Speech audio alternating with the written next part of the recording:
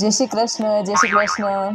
નાના આમાં ચિંટુને તો કહેવું જ ના પડે, એને તો મોટા લોકો પ્રત્યે બહુ જ રિસ્પેક્ટ છે. નાના આમાં ચિંટુ ટી નહીં પીવે, એ તો ખાલી કોમ્પ્લેન જ પીવે છે. એમાં બહુ પ્રોટીન હોય ને એટલે. આમાં ચિંટુ તો કોમ્પ્લેન બોય છે, હે ને ચિંટુ? વંશુ ક્યાં ગયો? ગો ચિંટુ, જાઓ આપણા વંશુબેને ડ્રોઈંગમાં હેલ્પ કરાવો. ઓકે. હા, આમાં ચિંટુ તો બહુ જ ટેલેન્ટેડ છે, એના પપ્પા ઉપર જ ગયો છે. હા, તે એમાં શું, આમાં ચિંટુ શીખવાડ દેશે ને તમારા વંશુને. આમાં ચિંટુનું આઈક્યુ આખા ક્લાસમાં સૌથી સારું છે, હે ને? હા, વાંધો નહીં, લીંબુ પાણી આપો. ચિંટુ બેટા, હેન્ડવોશ કરી લીધા?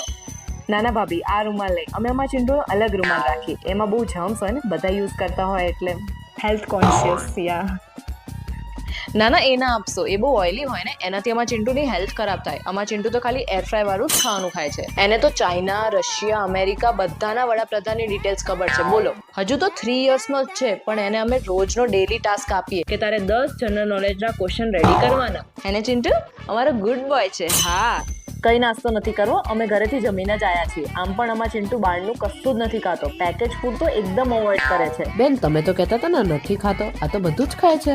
ના એ તો અમે બહાર આવીએ ને એટલે એને થોડુંક ખાવા દઈએ.